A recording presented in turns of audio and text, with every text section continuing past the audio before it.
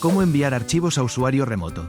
Ve a easyzip.com, luego navega a la herramienta de transferencia de archivos P2P.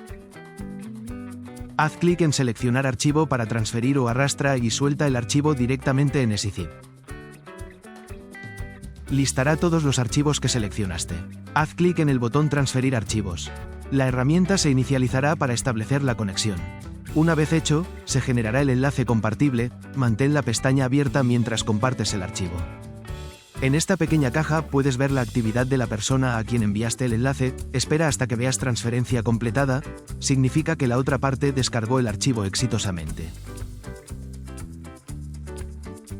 Y así de fácil, has compartido tu archivo sin esfuerzo. Así de fácil. Espero que eso ayude. Por favor, haz clic en el logo y suscríbete, significaría mucho para nosotros. Easy.